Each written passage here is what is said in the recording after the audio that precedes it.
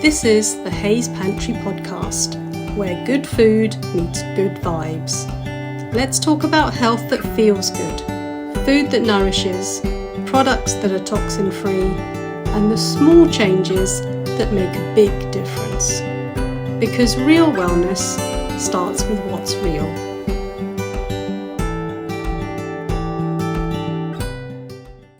Hello everyone, and welcome to the Hayes Pantry Podcast. Thank you so much for joining me today. I'm Rashmi Hayes, a nutritional therapy practitioner and founder of Hayes Pantry. I help people transform their lives through real food. We're all dealing with overwhelm these days, trying to keep up with our never-ending to-do list and managing multiple responsibilities. I help you find your strength and resilience through real, nourishing food that gives you back your energy, gives you back your focus, helps you sleep better so that you can feel happier in your own skin. Now, who doesn't want that? A big part of the advice that I give is how to reduce your everyday chemical exposure. There are so many different ways that our food is formulated with ingredients that are not found in nature, and we know that this can cause health issues. There are also loads of harmful chemicals that go into the products that we apply directly onto our skin or the products that we use in our homes. If you can reduce your exposure to these substances, you can relieve a huge part of the stress that your body is under every day.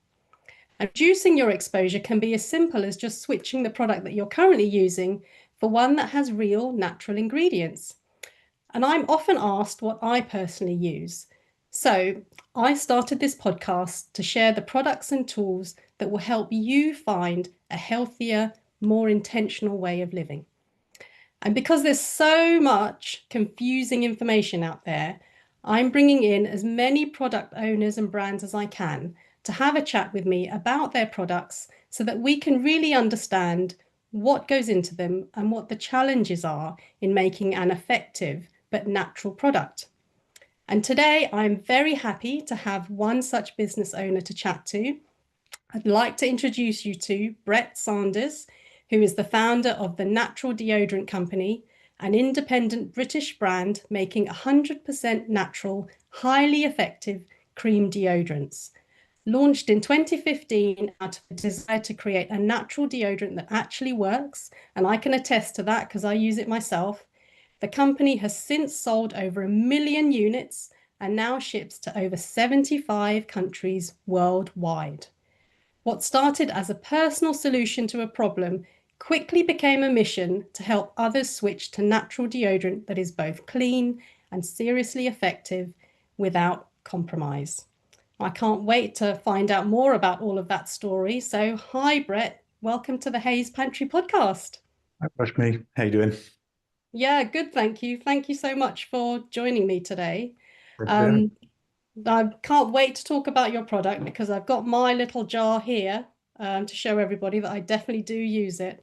I thought I'd start today by just explaining how I found your deodorant, really, because normally the time of life that people need to start using these are during the teenage years.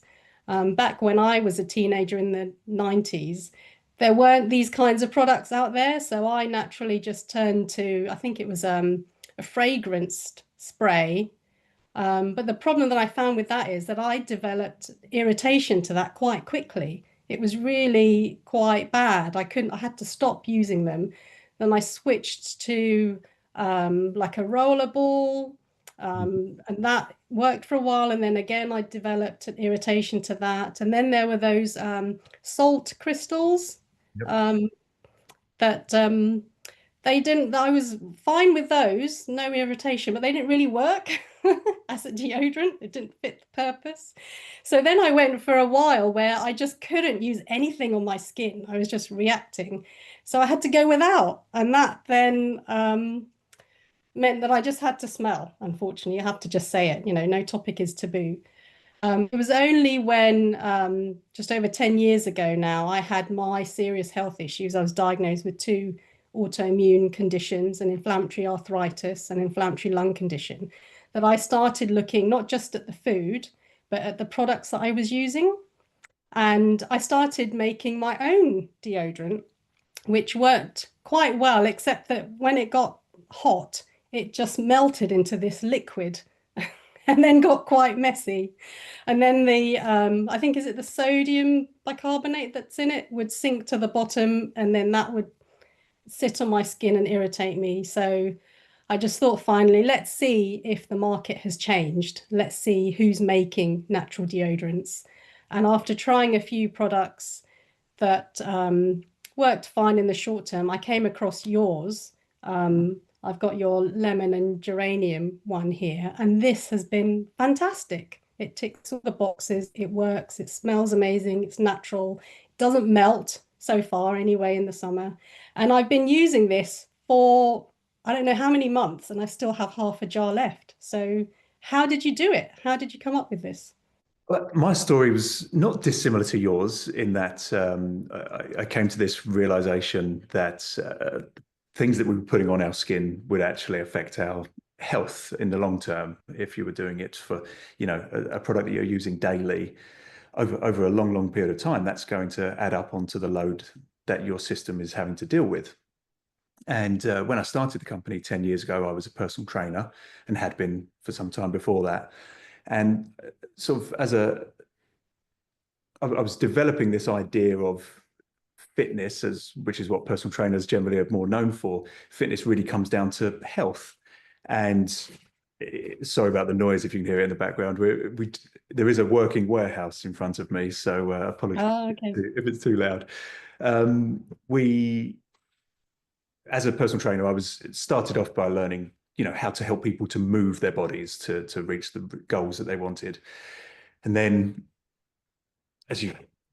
the world didn't really fully know this sort of when I was doing it back then, but then we started to learn that actually the food that we eat is important. Now that's an obvious statement to make, but it used to be just exercise, exercise, exercise. So I started to learn about food and the importance of organic food and everything to really be as sort of clean and natural as you possibly could. That then sort of led me down the path of actually, well, if what you're putting in your body is important, what you put onto your skin and what you're inhaling is as important as well. So being quite an extreme character, I instantly took all of my cleaning products, all of my personal care products and just threw them away. And we're definitely talking maybe 10 plus years ago. The market was very different to how it is now. If you take a product now, if you're going to launch a product to market, if you're not at least having a consideration for natural ingredients or sustainable packaging, you're onto a losing one straight away. But a lot of the products I tried, there wasn't many to start with, but a lot of the products I tried, they just either were natural or they didn't work. I couldn't find something that ticked every single box. So I had the similar situation to yourself, is that I'd made the decision to not use chemicals on my skin. So it was either use these natural ones that don't work or use nothing and get the same result. As a personal trainer, it was pretty hot and sweaty days, long days, and close contact with people during those days. So I'd be every hour after a session going to the changing room and have a little wash under my arms, and the process starts again the next hour. And yeah, like you say, no topics taboo. I've got no shame to admit that I do smell when I don't wear deodorant. And eventually I was like, okay, let's see if I can make something here, make my own.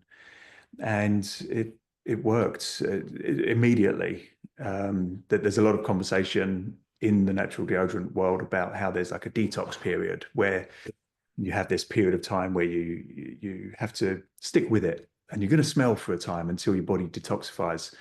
And we don't believe that here at the Natural Deodorant Company, because we have so many people who try our product and from the first time it works. And that's what we believe should be the case with any product you buy. You shouldn't have to buy something and persist with it for 3 months until it actually gives you the result you're buying it for. So that was my experience. It worked immediately, and it would last me not just all day, but a couple of days sometimes. Not that I would take it that far and avoid showers for a couple of days on the regular, but I could if I needed to. And 10 years later, that's still the same case with the products we have now. It was so effective that then we started to share it with a few family members and friends, and they all had the same experience. So the business was born, and here we are now. Yeah. Wow. So what a journey, because again, I think a lot of these come from actually um, finding a problem in your own life, right? And thinking, right, well, what's the best solution for this that ticks all the boxes? That's it. That's it. And I've got principles and values around sustainability and natural ingredients that I wasn't willing to compromise. It wasn't just an idea. Like it was never a cash grab to, this is where the market's going, so I'm gonna follow down that line and sell out one day. This is a problem that I want to solve. I don't want to be using packaging materials that are just going to end up in a waste site somewhere. I'm not going to want to put ingredients on my own body, on my children's bodies, on my family that are going to be harmful to them. So yeah, it had to tick all of my own boxes to meet my own values, and that's been the case for the last 10 years. It's not changed. Yeah, well, brilliant. And so in terms of the ingredients that go in, how did you figure out what made the greatest formulation that A worked? bit of Googling and a lot of experimentation. So trying to find, it was a combination of things. It was finding the formulation that worked. So the ingredients that would be, if we go back a step, actually, learning what causes body odor first. So body odor doesn't actually come from within. It's actually when sweat sits on your skin and the bacteria that's in your sweat turns into body odor and starts to smell. So it was finding antibacterial ingredients that would be the thing that would fight the bacteria in your sweat. The next step of it, because once we found those ingredients, was actually what ingredients do we add to this to carry it onto the skin? So we've chosen the form of the cream. So you've got one there, but I've got a couple here as well to show you and show your viewers. So most people are used to the idea of a spray or a roll-on. It's the typical idea. What we have is a cream form, so you can see inside there, and you would literally dip in, take a small amount on your finger, rub it between your palms, and then rub it under your arms, and you're good to go all day long or longer, as I said. So we then had to find ingredients that would go alongside the antibacterial ingredients and help it to have this balm-like texture. So you mentioned that your experience making your own. Some of those ingredients have different melting points. Some of them would become hot and they would melt, and you'd almost, rather than having a balm texture, you'd have a liquid texture. So then we had to find natural ingredients that would be able to stabilize the formula and keep it within a range that doesn't actually end up melting and sloppy everywhere. So a few stages to get to this point where we'd make it, and okay, no, it's a little bit too loose in the right temperatures, and putting it through tests. And yeah, I believe we found something that ticks all of those boxes. It gets a little bit softer in the summer, but it's not. Obviously we're in our heat wave at the moment, aren't we? The hottest day of the year so far. So, and this is not pouring anywhere. So I think we did the trick with that one. Yeah, no, that's fantastic. I mean, I think, and this is what I love about businesses like yours, because you're taking ingredients that have been known in traditional cultures for thousands of years for their antibacterial properties, conditioning properties, and being helpful to health. But you've turned it into a product that we can use in our modern lives, because we don't live the way that our ancestors did out in the countryside, isn't it? It still has to be practical for today's modern life. So it does. It's when you hear things like something like hippo sweat is a good sunblock, and you think, well, yeah, I that's not haven't going to heard that work. one. Yeah, that's not going to work in our modern lives. So No. you find natural ingredients that can be put into a jar or a bottle. Yeah, no, that's the thing. And I think I also like to kind of draw out the fact that although, I found that yours hasn't melted yet, which is fantastic. It does go a bit soft, like you said, but it doesn't so far hasn't changed the way that I use it. It just means that it's a bit softer or a bit Like you, harder to wear. like you said in your intro, we ship all over the world as well to very warm countries in the Middle East and in Southern Europe and in America, and there's it's no complaints there.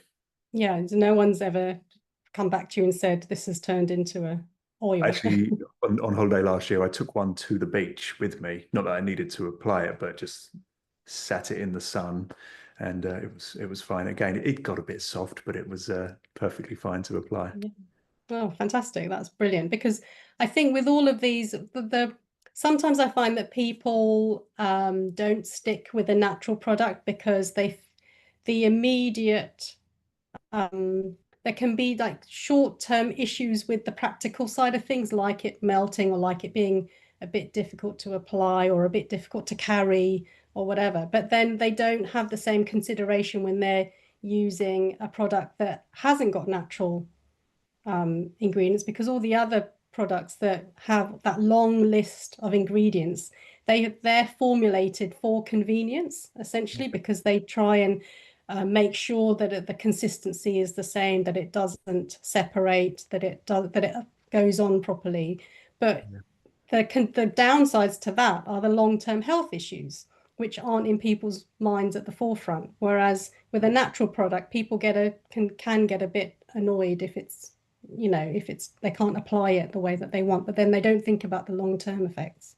Yeah. I think with probably the biggest objection we've come across, and the objections to sales, every business has them, but it's changed dramatically over the last 10 years. And so even if I go back even further to think of myself when I was a personal trainer and trying to encourage people to eat healthily, that the objections were so great, it just wasn't in people's minds. And now everyone talks about nutrition, and it's Yeah. stuff that's taught in schools. I've got 4 teenagers at home, and they all hear stuff in their whatever the lessons are called, PSHE or that kind of lesson. They're all aware of this stuff now. When I was at school, we didn't get any of that kind of thing. So the world is changing. But the objection that we used to get with our products early on was just this stereotype of, well, natural deodorants don't work. It's almost a product that's been the butt of jokes by comedians and whatever TV and film. It's like, well, just when you're better off wearing nothing. And you and I can both attest to that when some of the older products 10 plus years ago. So we used to get that objection. Now the world's changing. There's a lot of other natural deodorants on the market. People are realizing that there is better formulations out there now. The biggest objection we get is that it is in a jar form, and so you apply it with your hands, as opposed to the stick or a roll-on. What we generally say to people with that is, well, while it might not be what you're used to for a deodorant, it is what you're probably used to for any other moisturizer that you use. Think of all the other products that you apply just with your hands, whether it's a moisturizer for your body or your face, or you can apply lip balms with your fingers, sun creams. Obviously, there's sprays for those as well, but I do find the creams preferable myself. Hair products you use your hands for. It's all sorts of things. It's just a different format for a product that we've used for a long time. So, and most people, once they try it and they get over that initial, because not only is it natural ingredients, it's also a new way of applying it. Once they get over that initial fear and they give it a go, they're like, okay, yeah, it wasn't really anything to worry about. Yeah, it's just getting people to try it and explaining that you're putting it in a context, because I have tried ones which are a roller one, and because people are mindful of the environment and so on, it's in a cardboard tube, and that there's disadvantages to that because that kind of starts to go a bit soft over time, and it's a bit tricky to push it up the tube. So it's just helping people realize there's pros and cons to everything, and it's just about finding a way that works for you. We think, well, the con is that it's different. And I suppose that you've got to get used to something that's different. There's loads of pros to using your hands. So you use your hands, you get to choose the right amount. So you're not then wasting. It's not like a schoolboy locker room where there's clouds of, aerosols everywhere. You only need a small amount. And you said this in your intro, is that you've only used a little bit of your jar so far. You really do need a small amount. And it's probably not the best business model to have a product that lasts so long. if we wanted to make more money, we'd probably tell people to use more and make it last longer, but you really do only need a small amount. So you're in control of how much you're putting on. You're completely in control of exactly where you're putting it on your body. So obviously under your arms, but you're not then getting it spread out everywhere because you've got control with your hands. You also get to rub it in fully as well. So as opposed to when you use a stick, how many people have got that experience where you stand there with your arms up in the air, Yeah. waiting for it to dry before you can then put your clothes on to avoid white marks? So as you just rub it on entirely, fully, straight away, and it absorbs into the skin, and then you're not going to get any transfer onto your clothes after your when you get changed. Yeah. And So and also I think in terms of the fragrance as well, the fragrance is gentle. It's not like some of these other, especially the sprays that seem to throw up this kind of cloud of overwhelming smell for just, the first 10 minutes and then it just goes away. Whereas these, they last all day and they're gentle and they just have a very natural fragrance to them. yeah, Is that because what is it, an essential oil that you use, or what do you that's use? right. Yes, we do only use essential oils to fragrance our products, which is I might have to fact check this, but I think we're one of the only natural deodorants that do use only essential oils. In natural products, all your products, we have to send them away to get tested, and you can still call something natural. It's an industry that's got a lot of greenwashing in it. You can still call something natural if the fragrance oils are below a certain percentage. So you can say, it's 98% natural. Yeah. And then that 2%, you don't have to say exactly what's in it. And you can get like you've got the lemon and geranium, you can get lemon oil that's synthetic, smells like lemon, but it's made with a lot of other chemicals to give you a lemon smell. And there's so many fragrances, whether it's a deodorant or another body product or a air freshener or a candle, where they smell like candy floss or donuts or whatever it might be. And people go, "Oh, that smells amazing," and they do, but it's loads and loads and loads and loads and loads of different chemicals gone in to create that scent. And usually, its fragrances are one of the most irritating and allergenic parts of any personal care product. So no, so that was a long way of answering your question. We only use essential oils. That will never change. And it does mean we we can't come up with cool scents like candy floss, but we can come up with lemon and geranium or grapefruit and mint or orange and bergamot. So really highlighting the natural, real side of the scents that we use. Yeah, and I'm so glad you brought up about how other products have fragrances, because it's, I can't use, as part of my kind of deodorant journey, I can't use perfumes anymore because I spray them on me and that my skin goes really, really itchy. And I think we pay so much money for these amazing fragrances and smells, or for something a bit, novel like candy floss or something like you said. And we just don't realize how many different synthetic chemicals have been combined to give this fragrance, and how that when we breathe it in, the different effects it has on our hormonal system and so on, and how it can bring our body out of balance. It's hard to understand, but it's not appreciated. I've got two jars I can see over the other side of the room there with lemon oil, lemon essential oil, and a lemon fragrance oil made with synthetic ingredients. And it's a smell test for anyone who visits, and we can Mhm. actually say which one's which, and you can tell straight away which one is a synthetic one. It smells like chemicals. It still smells fairly lemony. I don't think it smells as nice a version of lemon as the essential oils we use, but it does still smell like lemon. But it smells like cleaning products. It smells a bit bleachy, Yeah. and I actually got some on my hands because I put them into two identical jars to make it as accurate a test as we can when we're testing people. And I got some on my hands, and instantly they were itching and a bit, sort of a bit itchy. And yeah, it's a strange feeling, but I wouldn't want to put that onto my body every single day. No. And I think, and that's the thing, it's Oh, yeah, when these products go through the whatever testing they have to for safety purposes, it's also something that we don't realize, that that product is then passed based on a safety test as if that's the only thing that you're using. But every day we're using multiple products on our body, and we're breathing in multiple, Mhm. air fresheners or whatever chemicals come off new furniture or in our cars. And then we know that the air is polluted, and we're just exposed to so much that it's this combination of Mhm. exposure that is problematic bit day by day. Yeah, the way I see it is there's certain things you can't avoid. We all generally have to drive in a car at some point, and Yeah. you might work in an office that you have no control over the air fresheners or the cleaning products that the building are using in the toilets. You can't fix everything. Mm. It'd be great if we could, but you're in control of what deodorant you put on your body. So when there is a choice, then I think it's the best choice to make. Yeah, absolutely. Change what you can control. That's definitely my philosophy.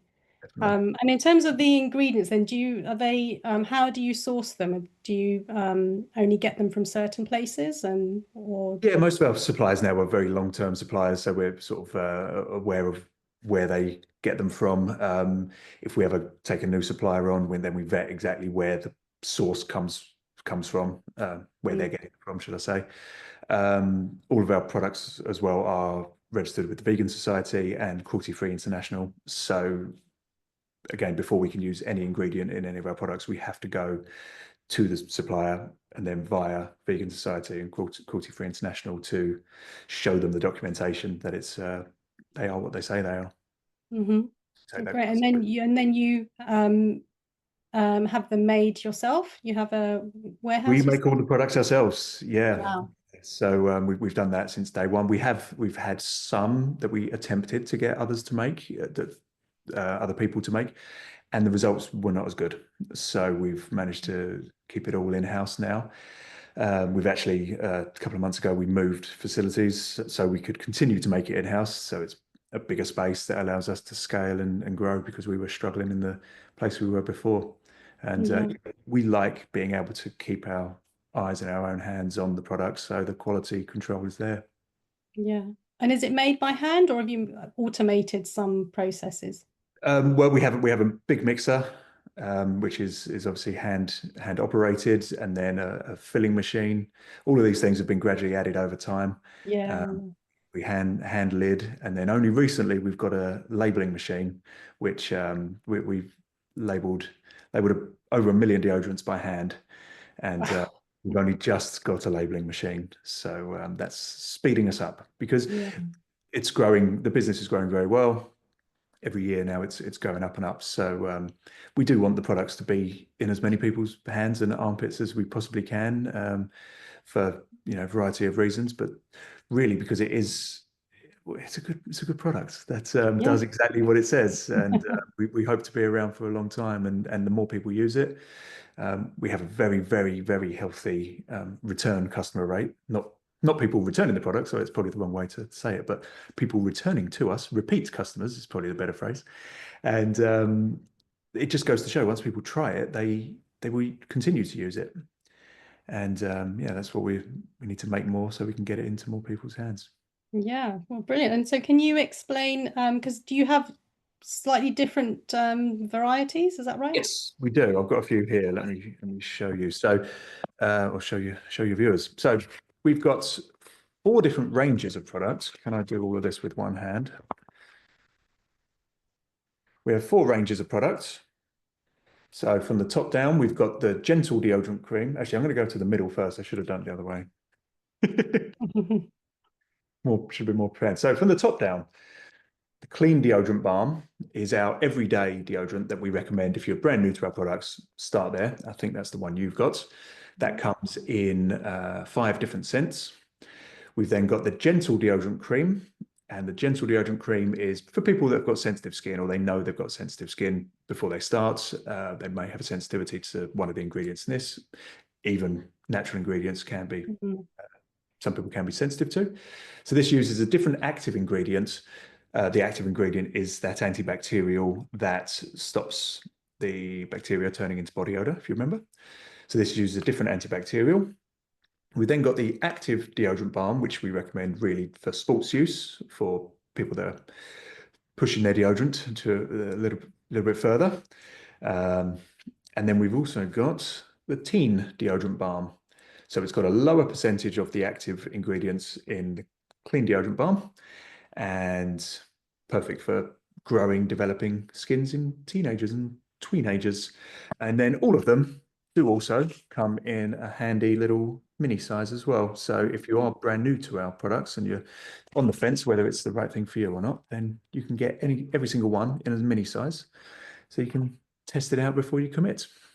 Oh, brilliant. So there's something for everyone, There is basically. something for everyone. And then across the range, it's also not just 4 products. We've got 10 different scents.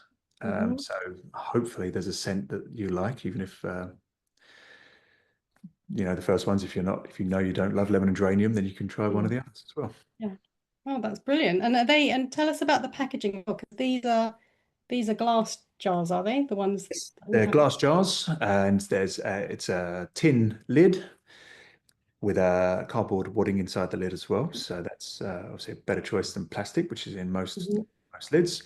The label is a biodegradable label, and then it comes in a protective box as well, which is obviously also cardboard. All of it is recyclable with UK household recycling.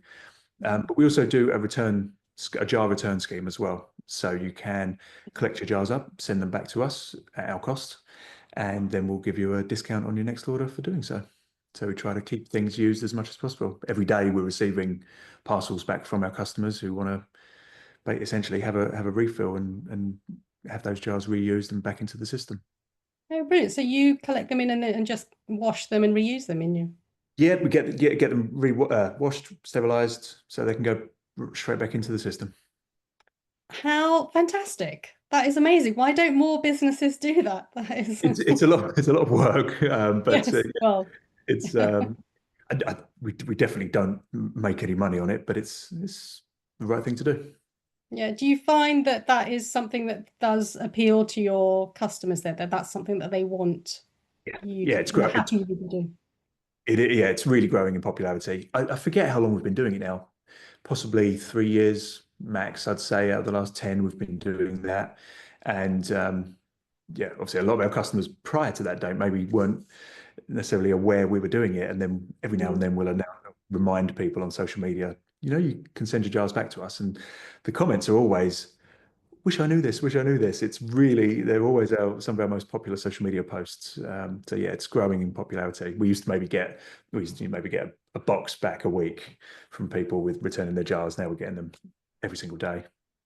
Wow, that is amazing. And I appreciate what you're saying, that especially as, um, as a business, that is an extra job for you. It's extra cost, it's extra hassle, but it's something that you believe in. We all have to be going forwards. We have to be part of a circular economy where we reuse or repurpose or take back the waste that we're creating, so that we're not leaving it for future generations. I mean, I love that. That's Yeah, fantastic. I don't know what happened to milkmen when the bottles would you Yeah. put your old milk bottles out and you take them back and they get cleaned up ready to be reused. Something's gone wrong. I don't know why. But yeah, we're trying to do our part. Yeah. Oh, well, that's brilliant. Thank you for doing that. And I think it's funny, like you talk about your journey starting, at least 10 years ago. My health journey started at least 10 years ago. I think from when we were kids, um, because I remember having, milkmen being a thing for sure. But in my lifetime, things have changed radically. So we have these big, everything, it's big corporates, big shop, big supermarkets, so where people can sell at scale and sell for cheaper and for convenience. But I do think that we've realized there are the limitations around that and the problems with that on our health and on the environment.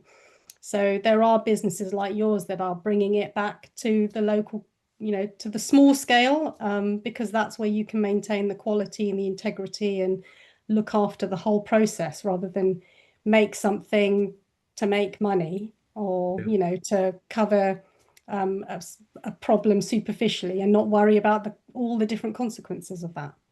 Yeah, and I think we're fortunate at the moment, and maybe we'll revisit this conversation in a few years, maybe. But we are a small company, and it's it's very doable for us to keep these practices in-house at the moment. And you know, if we 10x'd the business, would we still be able to do those things? I think we could. You know, we've recently moved facilities, and we didn't move thinking about the next step in our business, our production, should I say. We tried to think a few steps down the line. We wanted this facility to be able to grow with us. So I don't want to believe that these practices that we've got in place for sustainability and quality control in-house are just for a small business like ours. Mhm. I do hope that they can grow with us, and we can keep these things even when we are hopefully 10 times bigger than we are now. But I can't say with certainty, but I do hope No. so, and we're planning for it. So, Yeah. and then of course, if we can do that, then it really does sort of put the onus on maybe some other bigger businesses for us to say, you know, we're doing this, so can you. But Mm. cross that bridge when it comes, I hope. Yes. Yeah. I mean, you get to the point where there's some things that you can control, but then there are others that you rely on the systems and infrastructure and processes being in place to do it on a bigger scale. Yes. Um, but I'm hoping that, with me reaching out to businesses like yours for people who are making these natural real ingredients, they tend to have an eye to this problem already. That if Yes. we can all collaborate and get together and create this community, then we can have a bigger voice really and ask for these changes to make it easier, whatever Yeah. size business you are. Absolutely. There's people with businesses like ours, and we're not alone. There's many others as well that are doing the right things, and it's just trying to find those. And you're doing a great job of giving people like us and the others a platform as well. Oh, well, thank you so much. I think that's been brilliant. I think there's, I'm hoping that the viewers know everything there is to know about a natural deodorant now and the challenges of having a small business and trying to do the right thing and just weighing that up. And hopefully they're looking at their own product, reading the labels and just seeing, um, wondering wanting to know more about them. Yeah, reading labels is a good start because you do start to think, actually, hang on, do I really want to be putting this on my body? Is there a better option? Let's educate yourself, and then you can make a decision from an educated point of view. Yes, that's a great point to end on. So, yeah, thank you so much. But Very before I welcome. let you go, because I always bring the conversation back to food, because that's what I'm all about. I've been asking my guests to tell me what their favorite food memory is, or favorite cuisine, or favorite meal that they like to cook. Do you like cooking? Do you have a favorite dish that you bring out for your guests or anything like that? Oh, I do like cooking. I wish I had more time to cook real meals, and not that they're not real meals. They're usually my meals are a bit quick because of lack of time. But I wish I could cook recipes, if you like. I would probably say I'm most known for roast potatoes. Ah, That's probably my recipe that I would go to if I were taking something or preparing something. And of course, with a full roast dinner would be yeah. best place for those. But Uh, that is an essential life skill, how to make decent roast potatoes for sure. it's Can you give away your secret process or secret don't even ingredient? know. I don't even know what the secret is. I don't know. I have a recipe, and I don't know which part of it's the most essential to making them the way they are. If I left one element out, I don't know what that bit would Yeah. be. No, they work, and if I follow it perfectly, then they work. Yeah, great. Well, you can't beat good roast potatoes for sure. So thank you for that. So I think I'll draw this to a close now. That's it for today's episode. Thank you so much, Brett, for being here with us and talking to us about your brilliantly effective and natural cream deodorant. It's been great that you've joined me, and I love collaborating with brands who are creating fantastic products without compromising on quality, health and integrity. And I think you have definitely showcased all of that for us today. So thank you so much. I'll be posting a link to Brett's website below. So for everyone watching, do click on that link to see all the different deodorants for yourself, and definitely try them out. If only the tester, if you're not sure just yet, but I'm sure that you will grow to like them as much as all the many other customers that Brett has. So I definitely highly recommend them. If you like this episode and found it interesting or helpful, please do tell a friend and share. And don't forget to subscribe so you don't miss the next one. To find out more about me, my work, and how nutritional therapy could help you, visit hayespantry.co.uk. I'll put the link to that website below as well. On my website, there'll be a pop-up that you can put your details on, subscribe to my newsletter, or you can go ahead and book a free chemistry call with me. I love chatting about food, and I would love to talk to you as well. So that's it for today. Thanks so much for tuning in. Thanks again, Brett. Great to chat to you, and I'll see you all next time. Bye. That's all from the Hayes Pantry Podcast for now. Remember, what you eat and how you live is who you become. See you next time.